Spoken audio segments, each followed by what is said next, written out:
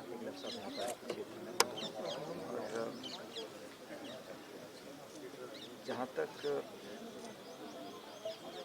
Congress party के अब जो आने वाले 5 राज्यों के चुनाव हैं, उसमें कल मध्य प्रदेश भी गया था।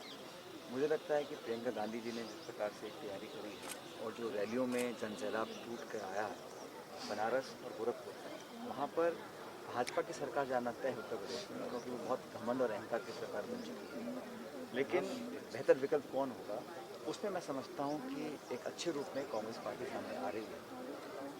जनता जनार्दन तय करेगी सरकार किसकी बनेगी, लेकिन हमारी कोशिश ये है कि जिस प्रकार का शासन पिछले 4.5 साल यूपी में रहा, उसमें बदलाव निश्चित होगा और कांग्रेस का प्रदर्शन बहुत बेहतर होगा।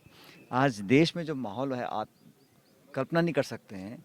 कभी ऐसी स्थिति पैदा नहीं हुई कि जब पेट्रोल डीजल 100 रुपये से पार हो गया, 110 रुपये पहुँच गया, गैस का सिलेंडर 900 पार कर गया है, महंगाई, बेरोजगारी देश भर में, खाद डीएपी की किल्लत है, कोयले की कमी आ रही है, बिजली उत्पादन में दिक्कत हो रही है, उद्योग ठप पड़े हैं। और सबसे बड़ी बात यह है कि बहुत जल्द 1 साल पूरा हो रहा है किसान आंदोलन को। 3 कानूनों के खिलाफ पूरे देश का किसान आंदोलित था। बजाय उसके कि उनको बुलाकर वार्ता कर कर मामले को निपटाया जाए, लगातार उनको तनाव में रखा गया, उन पे केसेस दर्ज किए गए, उनको परेशानियों का सामना करना पड़ा।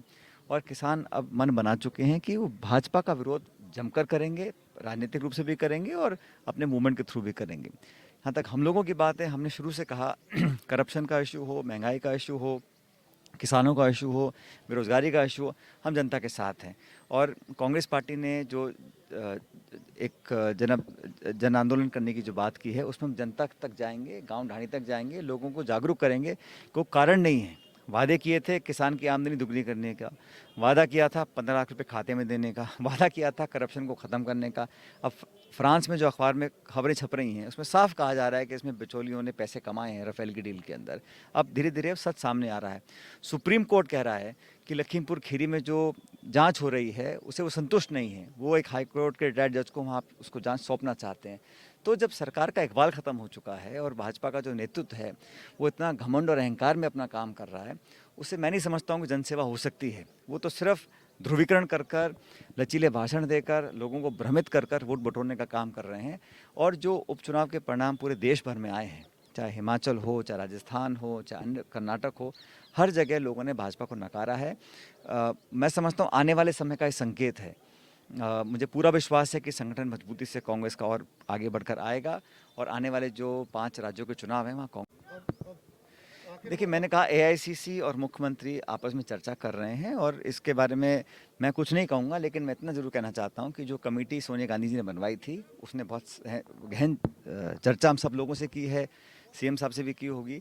और अब मुझे लगता है कि समय आ गया है कि इस पर आगे बढ़ने का हमको काम करना चाहिए।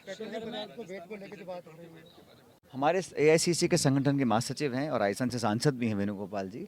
हम लगातार उनसे मिलते रहते हैं जब भी मैं दिल्ली में जाता हूं, लेकिन आज मेरी मुलाकात हुई थी और प्रदेश में जो राजनीतिक स्थिति है उसमें मैंने अपनी बात को रखा। और हमेशा की तरह अजय माकन जी, वेणुगोपाल जी, प्रियंका जी, इन सबसे मुलाकात हम करते रहते हैं। और मुझे लगता है कि जो बदलाव करने की मांग हम शुरू से करते आए हैं, जहाँ ज़रूरत है। और मैं फिर दोहरा रहा हूँ कि अब लगभग 3 साल हो गए हैं, जो कांग्रेस के वर्कर हैं, जिन्होंने कांग्रेस के लिए सब कुछ कुर्बान किया, जिन्होंने सरकार बनाने में बहुत महत्वपूर्ण भूमिका निभाई। हम सब नेता लोग तो भाषण दे के आते हैं, लेकिन वो लोग बूथ पे खड़े होकर कांग्रेस का झंडा उठाकर उनके लिए लड़ाई लड़ते हैं। उन लोगों को उचित मान सम्मान देने की लड़ाई और संघर्ष मैंने शुरू में बात इसकी रखी थी और आज भी बात पर कायम हूँ। चाहे राजनीतिक नियुक्तियाँ हों या भागीदारी की बात हो, जिन्होंने समर्पित भाव से भाजपा की सरकार को हराने का काम किया है, उन इतने सारे वर्कर्स को लगना चाहिए कि सरकार में हमारी भागीदारी है। और सुनिश्चित करने के लिए इसी बात को प्रदेश अध्यक्ष जी भी कहते हैं, इस बात को मैं भी कहता हूं। और मुझे लगता है कि बहुत जल्द ये करना चाहिए, क्योंकि चुनाव जो है राजस्थान में अब सिर्फ 22-23 महीने दूर रह गया है। तो इस बात पर चर्चा हुई और मुझे लगता है कि बहुत जल्द अच्छे निर्णय लिए जाएंगे।